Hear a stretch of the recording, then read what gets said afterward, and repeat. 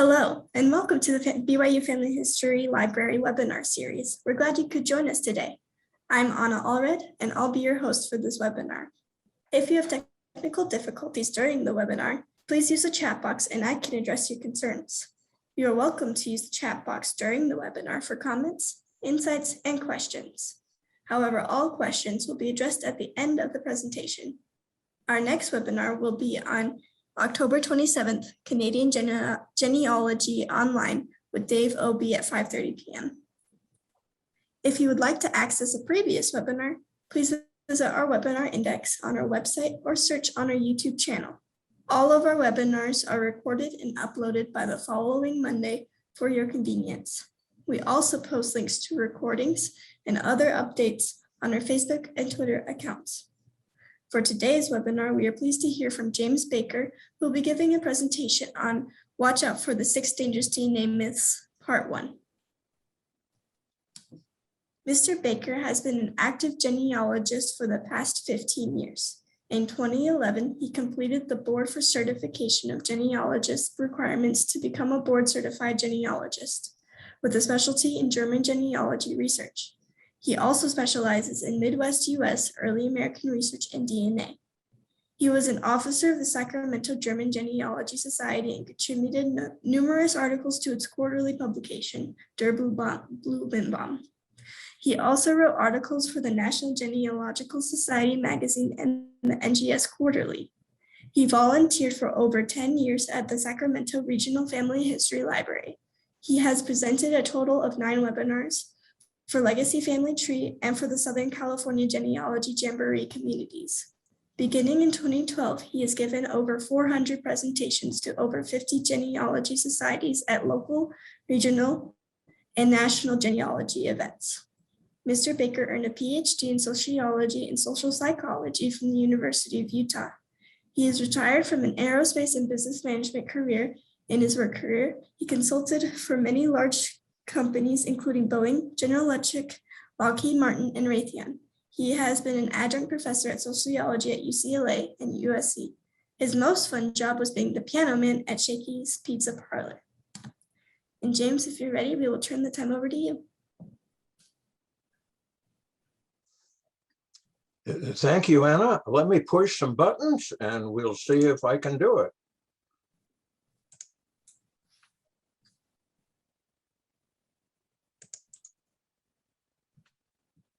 Now it should say slideshow from the beginning. And there it is. And I think that we're in business here. All right. Today we are going to talk about the 6 dangerous DNA myths. And this is in the autosomal department because there might be some other special things happening with the different kinds of tests, but autosomal is the one that I'm interested in, and I think it's the one that most of us do. Certainly that's where most people take their tests. Now, here's kind of my prelude message to say, I think we all ought to get interested in looking at some of these myths, because when we start with the wrong ideas, and that means like believing those bad myths, our results are just going to be wrong and we're going down the wrong path. And if we're working with wrong ideas, we're wasting our time. And because these myths are negative, they're mostly negative, and they prevent us from getting the good things that we can get out of our DNA opportunities. And further, when we give other people advice or we sort of publish what we have, if they're based on bad myths, we're going to give, bad information. So we don't want to do that either. Now, I have a couple examples here of just in general, regular genealogy, some myths that I've heard over and over again. Now, I've heard this first one mainly because I do a lot of German genealogy, And I know I've heard this thing 100 times where they say they changed the family name. It was the guys at Ellis Island who did it. They didn't speak the foreign language, and so they messed it up. And that's why you had a different name, and it shouldn't have it never should have happened. Here's another myth, and that is, this is a newer myth. This is where people say, you don't need to look at any of those old records. You can do everything in genealogy online these days. Now let's look at some facts that go with those myths. First of all, that Ellis Island thing. In point of fact, the government employed thousands of foreign language speakers. Many of them had been immigrants themselves. And so there they were speaking to the new immigrants in their own languages. And another actual fact is that they didn't write the names. They were already written when the person got on the boat on the other side of the ocean. And so those names were written in the ship manifest when they departed, and that was not at Ellis Island. Just a little curious bit of trivia here. LaGuardia, the future mayor of New York, had worked a stint at Ellis Island while he was young and while he was going to law school at night. And he, for one, spoke Italian, German, and even Yiddish. Now, here's some related facts about why sometimes you need more than the online records. Now, this was my case because I found a lot of those foreign church records. Certainly in the case of the German ancestors, some were online, but a lot of them were not. The old newspapers, they're mostly not online. And then the government is very slow to put its data online. And so there's far more government records that are not online. So I just wanted to give you a couple of examples of other regular genealogy myths that when people believe them, it kind of leads them down the wrong path. Now, the biggest DNA myth of all is that DNA is just a novelty. It isn't really going to help us very much in our genealogy work. And some people take one look at their results and they say, I can't make head nor tail of it. I've wasted my money. It cannot be any good for genealogy. And so because that big myth is based on some sub-myths, I'll call them, that's why we need to look at some of these different myth areas. And so here are 6 of them. And today we're going to talk about 4 of them. First of all, you run across a match and you say, now that looks like it's a good possibility, but the guy did not post a tree. And so what can I do? I'm dead in the water. I'm stuck. I can't do anything more. I've heard people say that over and over. It's just not true.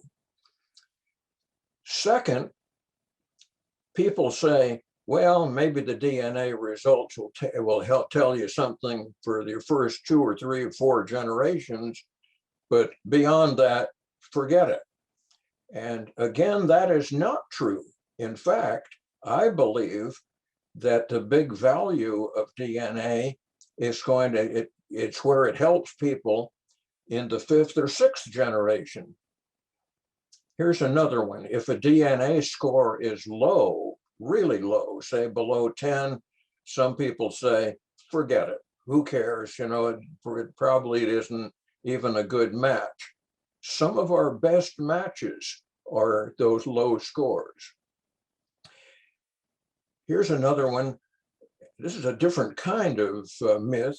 This is where people say, oh, it's the ethnicity results that are really what you get out of it. And we'll talk about that. Another one, DNA scores are unreliable. We'll talk about that. And then some people really ding Ancestry DNA because it has no browser. And so they say, let's go to a different company. We'll talk about that. So we're going to talk about 4 of those myths today. And so here's myth number 1. And so this is the one that says, we've got this person who looks like a great match. I kind of think I know the surname. And, I recognize that. That should be somebody who belongs to me. And it looks like he's got a high score. He might be a second cousin or something like that. And then we look and we say, oh, but he didn't post a tree. And so I have no idea who he is. I have I don't know what his age is or location. I know nothing about him because all I have is the fact that he's a match. And so the myth is you're dead in the water. You're stuck. There's no way you can work with this match. And here is the problem, and it is a common problem, because in fact, Ancestry and the others cannot really help you much if you don't post a tree. And so that means if people don't post trees, and really only about 45% of them do, and so all those others, they're under the water. And so we need to do something. And those are the people who did not post their trees. And so that's, 55-60% of the people. Now, we would like to think on Ancestry that through lines will do it for us, but if the people didn't post a tree, you get no help because Ancestry can't help either. So how do we get access to those? It's really the majority of our matches. All right, the rule of life is you do the easy things first, then you take a look at the hard ones. And so this means that maybe you looked at the people who did post the trees first, and you build up your database, and now with through lines and things like that, you're kind of off to a fairly good start. And now you're beginning to place your other matches too. And so there are people who give you different methods, the leads method or certain other methods. And once you use those methods, you should be able to post or to figure out mostly where your top matches are.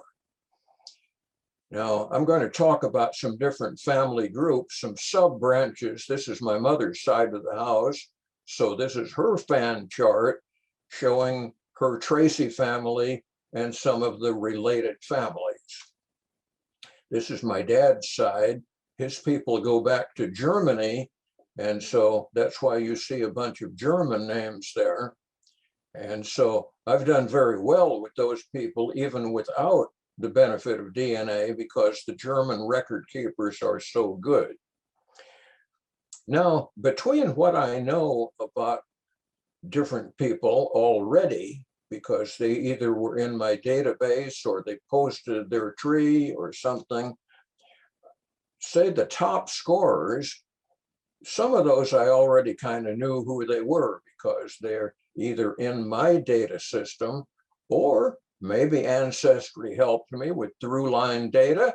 And so indeed they did. They've helped me with about 40 of my top 100 people, and a few more I recognized that where they fit.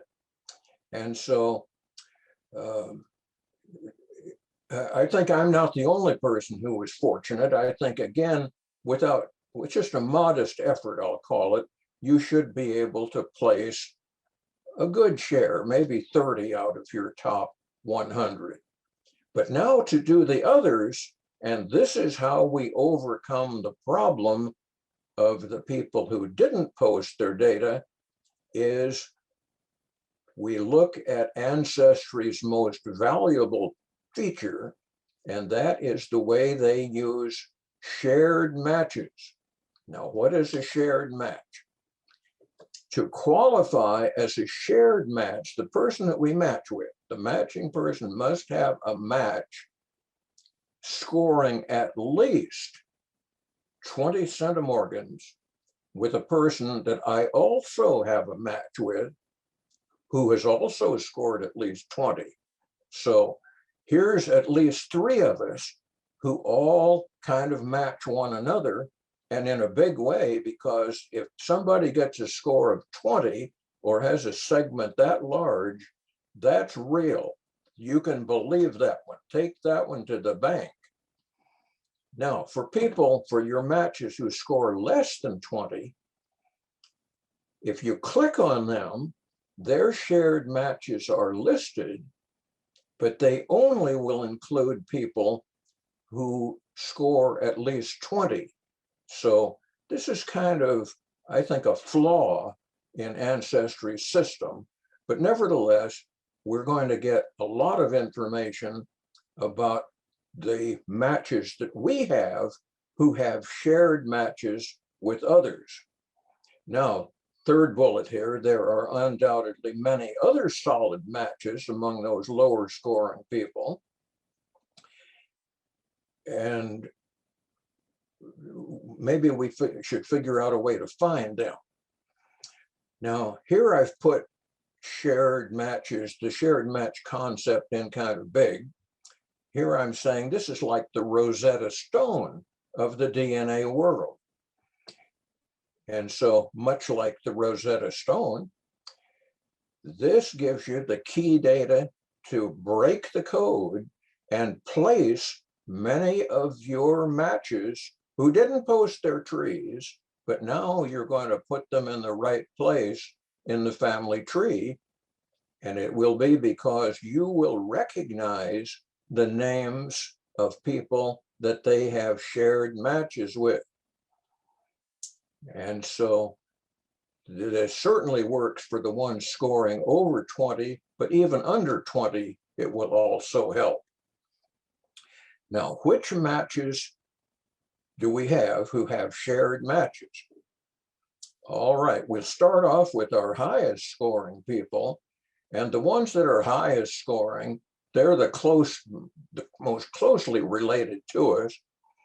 And so if somebody scores, say, higher than 50 or 60 or 70, the really top scorers will maybe have as many as 100 shared matches, because these are maybe like our first or second cousins, and they're matching a lot of other first and second cousins. When I scroll down through all of my people who score over 20, I've got about 1,500 of them. And I have learned that only 14 of those did not have any shared matches. In other words, most everybody that you match with is also going to match with a bunch of other people. And the higher their score, the more likely that they're going to match a lot of people. And so, here's an important point. Each of my high scoring matches that are in a specific subfamily group will likely share a common cluster of shared matches. So let me go back and show you these different families. And so look here in the upper about 10 o'clock, Elijah Elifrich.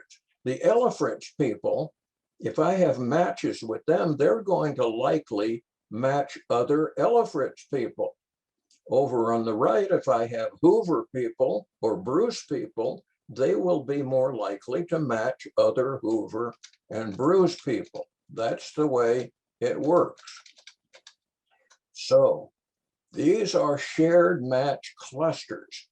As I begin to analyze the names of people in the different clusters, I will find that the matches on my mother's side, my father's side, they develop their own set of people in their cluster.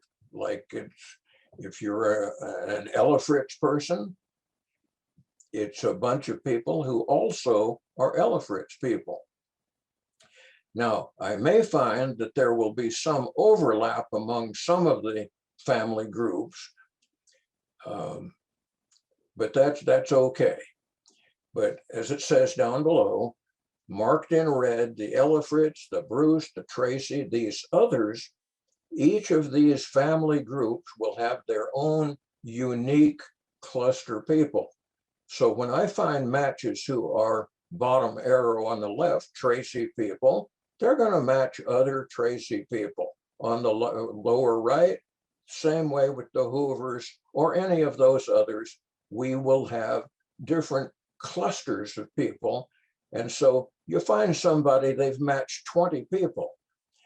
And so you find that mostly that bag of 20 people, they kind of match one another. And so that's why there are these clusters of people. So here's the thing to do. You need one by one to go through the top scorers. And now you're going to look at the non-poster people. You click on shared matches and you look at the names for each of those groups, and you will find that you can do it. You're going to find that it's not a random listing.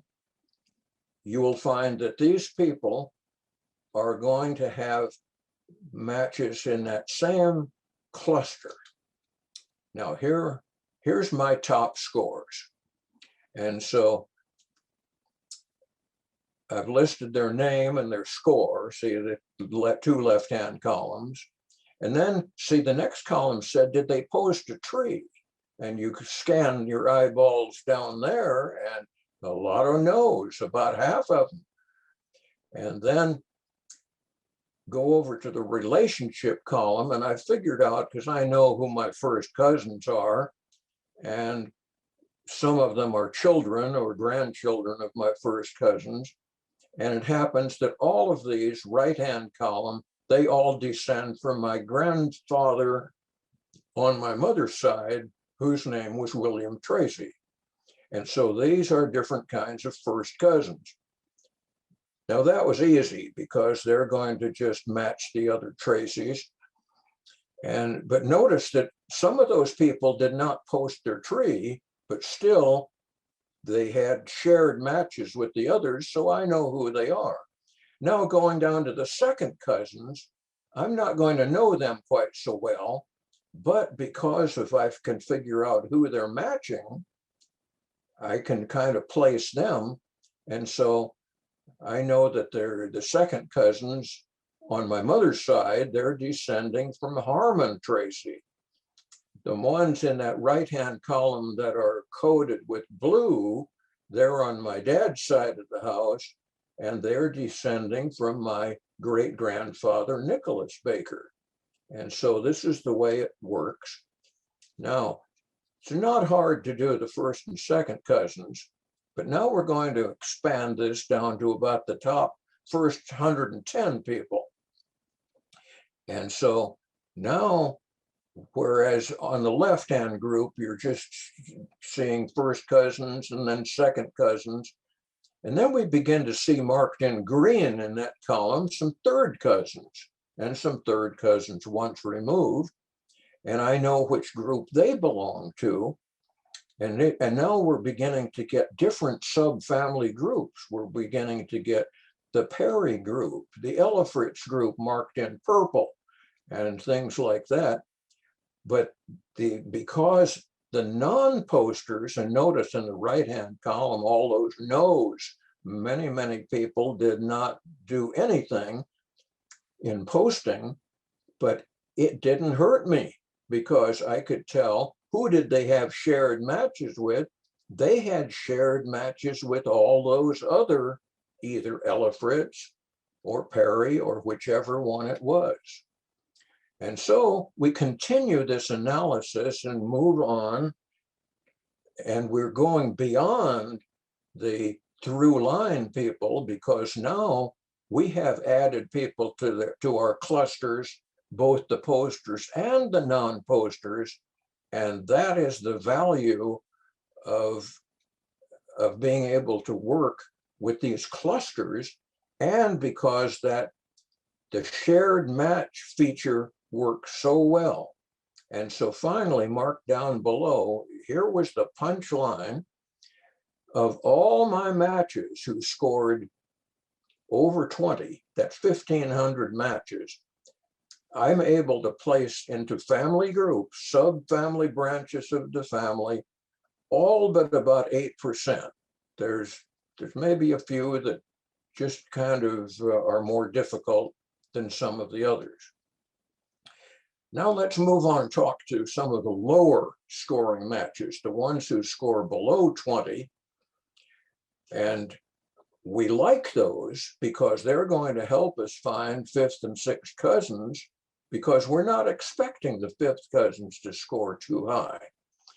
Now, certainly as we get with lower scores, those people will have fewer shared matches, but a lot of them will have a lot of shared matches. Now, with through lines, second bullet, Ancestry has found for me 600 people who were matches, and they scored below 20. But those people posted their trees. Now you can bet that there's another 600 or more who are also good matches for me with lower scores, but they didn't post their trees. Even for the bottom scorers, we find a lot of good matches. All right, now what have we said about that? I probably beat it into the ground even more than I need to. But here's the thing. The fact is that by analyzing who had which shared matches, and they were the same shared matches as people who already had posted their tree, and we knew which family group they were in, you should be able to place almost all of your really higher scoring matches, say the ones who are over a score of 30. And then, of course, the further down you go, the harder it gets. But here for that group, over 30, I have placed into different sub-family groups, almost all of them, like 98%. And then I told you already that I have 92% of the others, and even some in that below 20 group. So I hope that with myth number 1, we've it ought to work okay. So I don't want you to hear any of you ever say anymore, that person did not post any tree, and so I'm stuck. You are not stuck, and this is why. Now let's talk about ethnicity results, because so many people talk about them. Whenever people get together and they say, I've got my results, what do they say? They say, yeah, I'm so happy. I never knew I was 14% Irish, or maybe Native American, maybe whatever. And so what about these ethnicity estimates? Are they helping us, or do we believe them? Well, I think it's a myth. I think it's a reverse kind of a myth, because, the other one, the first one that we said, it was a kind of a negative thing. It said you're not going to get any help from those people. But now this is where people say, oh, this is wonderful, because it's going to tell you what your ethnicity is. So it's a feel-good myth, but it may not be as wonderful as it has been presented.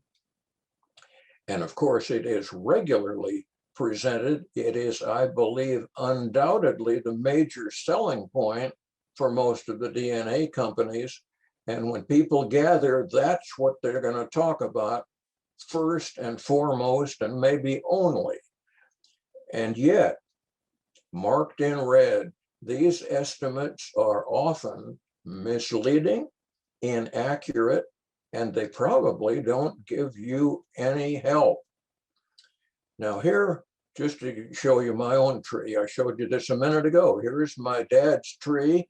His four grandparents all come out of different parts of Germany, and later, further back, a few of them go back to Switzerland, but that's the part of the world that 50% of my people are. Here's my mother's side. Even some of them are German, Swiss. I've got some that are different British kind of people, Scotland, Wales. But if I count it all up, because my dad's group, that's 50%, and they're practically all German, my mother's maybe at least 1/4. See, I'm expecting that maybe I'll get certainly the majority German, and maybe 3/8, 35%, 38 in the UK. Now, if they go back way back, I don't know what would happen.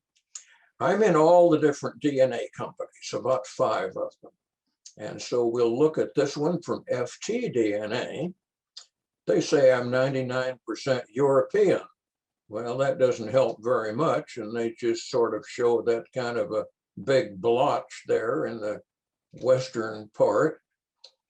But now here's another one that comes from DNA. They're getting more specific now.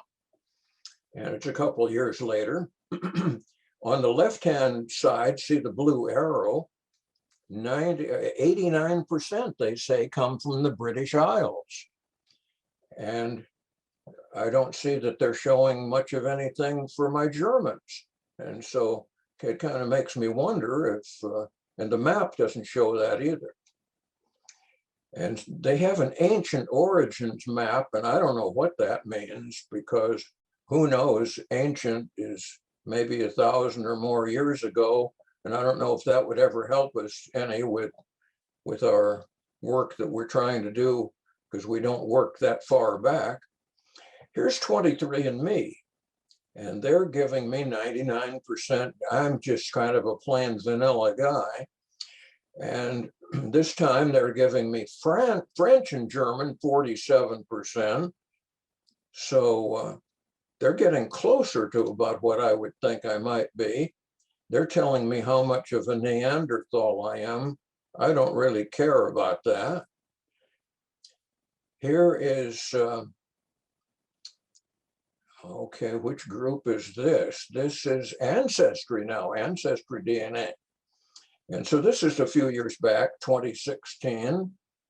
And here on the right-hand side, they're showing me British Isles, 89%, Southeast Europe, 9%, but where's all my Germans? I just don't know.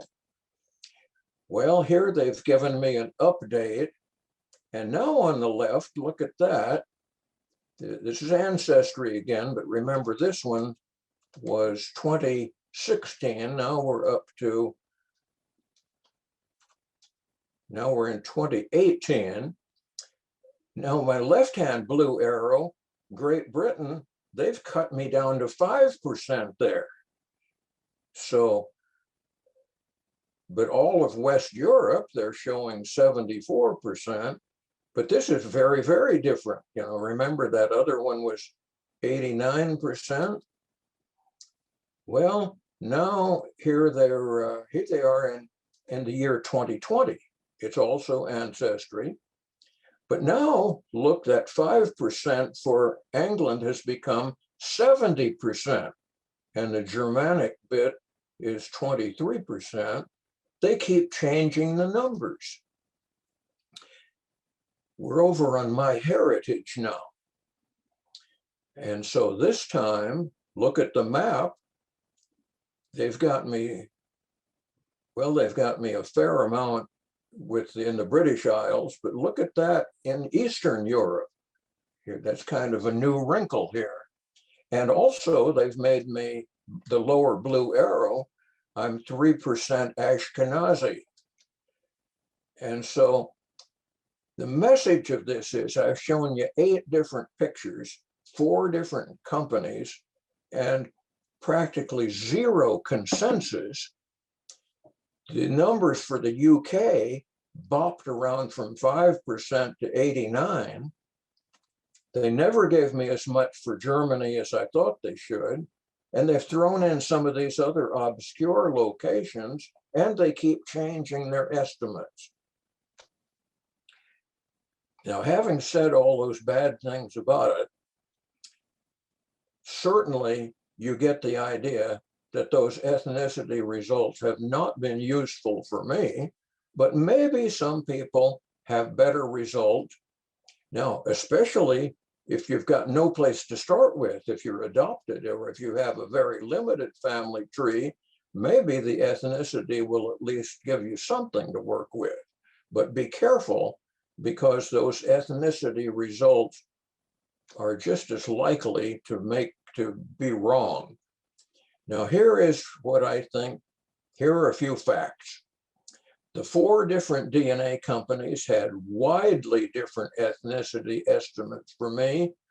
Only one version of all of them was close to any kind of my expectations. It's obvious that the different companies use different algorithms to get their data or to modify their data. And so these ethnicity results are really a moving target. But, and this is a very important point, even if all or any of those results had been correct, how would that have helped me any in my doing my genealogy work to dig out my ancestors in the last 300 or 400 years? Let's move on to another one. One is that says, how good are the DNA scores? And we know that they vary a little bit from company to company. So you may not know which one is really accurate or more accurate than the others. Sometimes we have a second or third cousin, they're not showing up, and we say, why was that? Or sometimes we get mixed messages from different people, different data. And so you wonder, are the scores really good? Well, the variations happen. And certainly the different companies have their different score keeping algorithms. They calculate them a little different.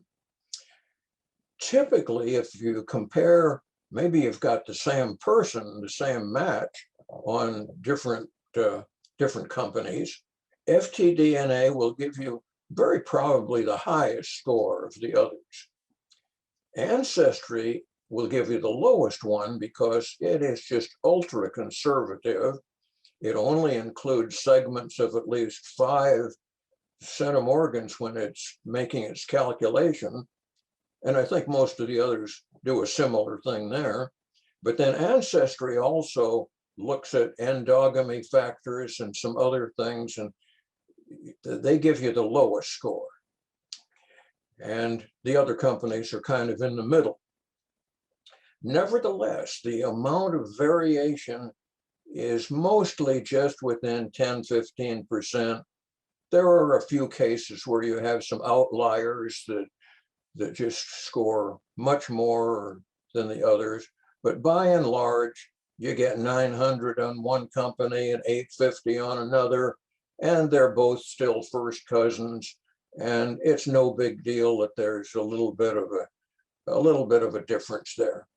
The same rule for second cousins.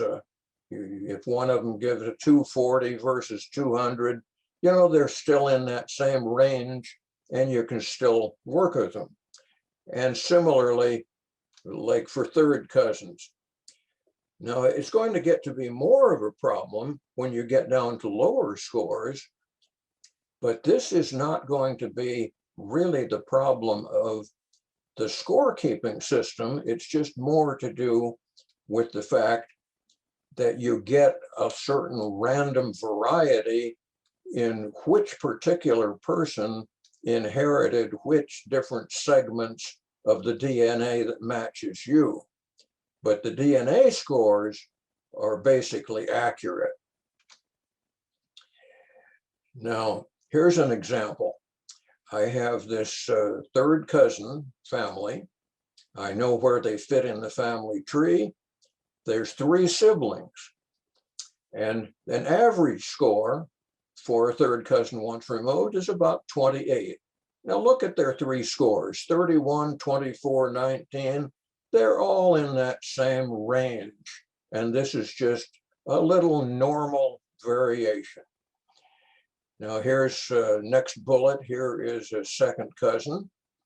And she is also related to that same family, but she didn't get as high a score, but then actually she's 1 more step removed from them. And so that's perfectly understandable. Now, this person that I've given as an example, he's just a few generations back. So we have some common ancestors, and we have shared matches, about 50 different ones. And I know who they are. They are all Tracy people, because he's a Tracy, I'm a Tracy, and all of his same cluster of matching people are Tracys. And incidentally, about half of them did not post a tree, but we were able to figure it out because they fit in that cluster. So the 2 of us, we also have some matches that may be different from one another. Like there's a guy named Sam Tracy. Jim matches, but I don't. And is he also my 5th cousin? Yeah, but some of the 5th cousins will not be matches. Now, a lot of our DNA experts have said be very cautious about placing much reliability in the lower scores. They might be false positives, there might be an endogamy problem or whatever, and certainly that is true. But consider we have many people who are true cousins, but they just didn't score high enough to make the cut. And so we're going to miss the majority of them. Only a few of them are going to score high enough to match. And so I think the great majority of those lower scores are also true matches. It's just a way of how do we figure it out. Now, there are some people who, I've found them, you've found them. There are people who they appear on 2 different sites. They get a much better score on one than the other. And this is usually because Ancestry is being ultra careful. And I'll give you an example. Here is Bobby, who scores 41 on GEDmatch. One of her segments with me is a 41-point segment, but she only scores 8 on Ancestry. How can that be? Which score is correct? So when you run across a situation like that, very different scores, you want to figure out which score is accurate. On GEDmatch, Bobby has a lot of shared matches, and they match in a particular chromosome area. And I happen to know that some of those people are solid matches. They are known Tracy people, and her chromosome area matched them. And so she is a solid match too. And so there's nothing wrong with those DNA scores. Now here is Becky, and she scores, she's a second cousin for once removed, but she only scores 34. However, she's still in the range, and she is descended, this is my dad's side of the house, from the Paulus family. I know where she fits in the family tree. I've got good data on that. But she has shared matches that she has Baker people. See, Paulus was my grandfather's wife. So there's Paulus people, there's also Baker people. Here, I show you the pictures. See, here's right up from my dad, Marion Henry Paulus Baker, is Joseph Baker, and his wife, my grandmother, Hermina Maria Paulus. So now where the arrows are, that's showing my great-grandfather on the Baker side, and conversely, the one on the Paulus side. And I'm telling you that this particular person descends from Paulus. I know that because I know where she fits in the family tree. She is a granddaughter of, well, here we've got Henry and then his child Carl, and then going on down to Becky. So I know where she fits. And so it's easy to see her family connection, but she had, third bullet, shared matches with two Baker people. They're part of the Baker family tree, but I learned that all three of them were actually descended from Becky's great-grandmother. And so here was a case of where Logan County is a small county, and so we get somebody who almost could have been on either side of the house and could match people. See, those other people are matching some of the Baker people as well. So occasionally you get a few little twists like that, but mostly the scoring thing works just about like it should. So here are a few facts that we talked about. First of all, the scores are accurate enough for us to do our analyses. They're all okay. They're all in the range. And so if you want to find a first or second cousin, you know about what kind of a DNA score there will be. And of course, there will be some variation among the different companies, but mostly they're accurate enough. Now we're going to get in now to a myth that says, it really says, which is the best company? Because I know there are some people who say, well, you can't really do anything with real DNA analysis with Ancestry because they don't have the browser. They won't tell you which chromosome the people are connected with. Another way to put it is, which is the best DNA company to use? And since we're just talking about autosomal, that really means the best autosomal company. And here I've listed at least the 5 or 6 biggest ones. And of course, there are a few other specialty companies.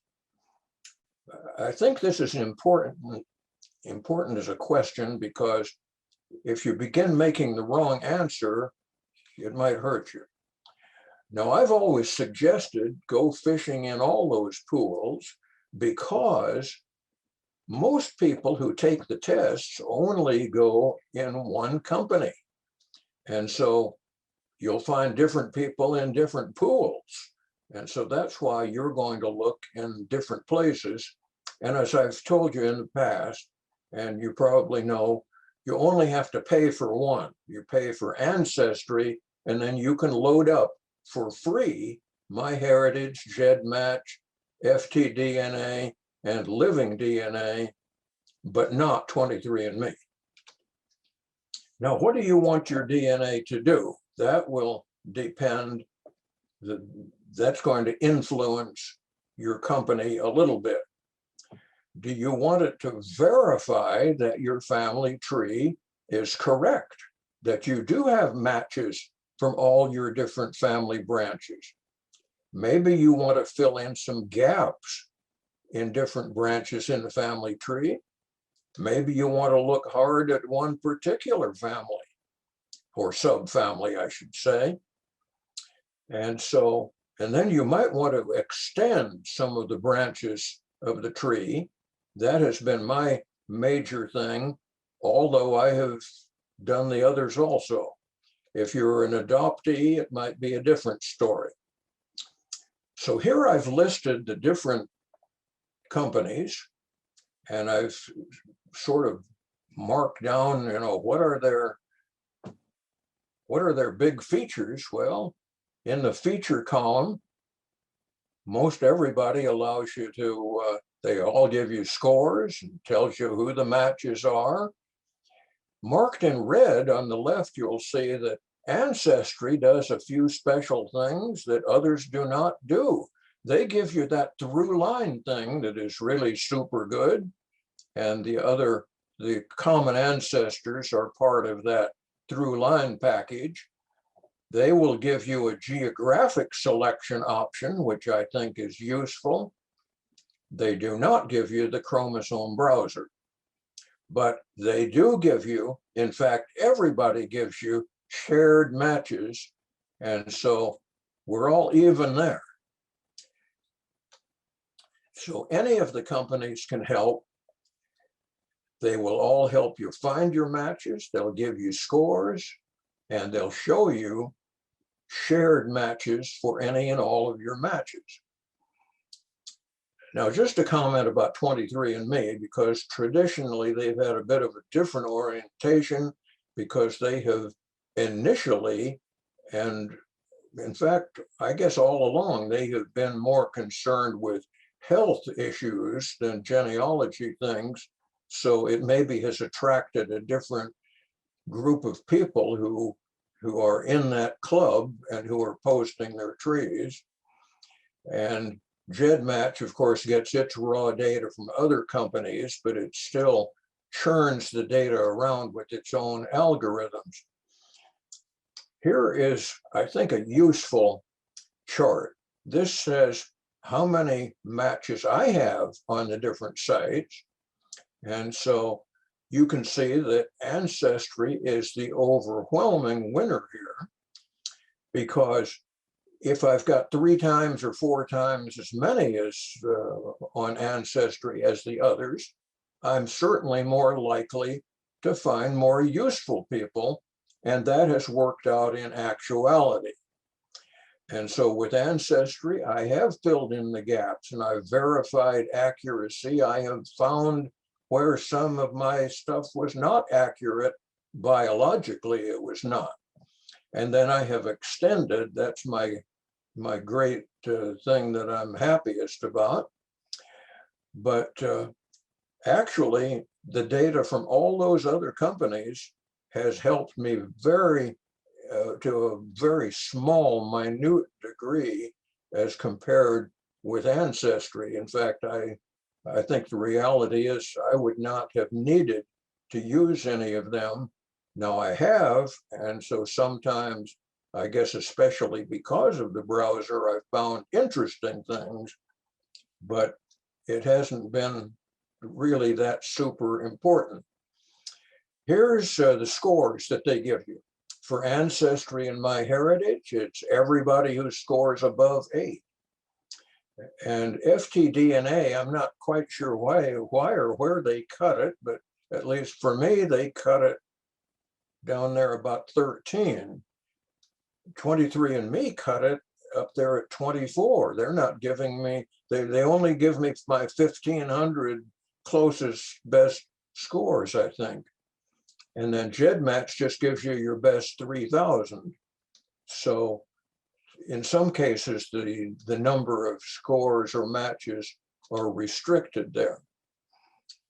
So here is my suggested research approach for all of those different ones. I think you start off with Ancestry, and then you concentrate on the top scores, the ones where you can work well with. You get as much information as you can. You get the help with the through lines. And then after you've exhausted Ancestry, maybe you look at MyHeritage, because it's the second largest group. And they have some good helper things there that they offer as well. And then after that, maybe you go to some of the other sites. Now, what about this question? It doesn't have a browser. Ancestry claims, I've talked to their people about this, and they have said, we're afraid if we tell too much, people will sue us, because, you know, they'll say you have not you know, we thought it was a private thing that we had. Our data was private, and people have found out that here we're doing something on chromosome 13 or whatever. So they're afraid of the liability. And in fact, I talked to one of their officials and I said, well, what about the other companies? And she said, we've got more money than they do. You know, nobody's going to sue somebody if it's only a two-man operation, but they could sue Ancestry. Now, each of the other companies does have a browser, and so they can do these comparisons on individual chromosomes, and that is a good thing. But even with no browser, Ancestry has enough other tools. In short, I don't need a browser. Now, what about these different companies? Here's some facts. Each of the companies has some good things to offer. Each one might find some matches for you. Fact, Ancestry will find such a large number of matches that that's the best place to start. Ancestry will do everything you need unless you are just a very advanced researcher who's doing that kind of chromosome analysis. It might be valuable to look at your matches on other sites just because you might find some people who did not put their test on Ancestry. So we're coming close to the end and we're just about right on time. I think we are absolutely on time.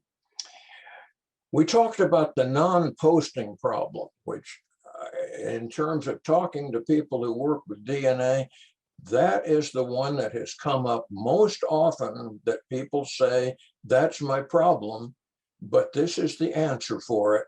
With a modest effort, you should be able to work with your matches.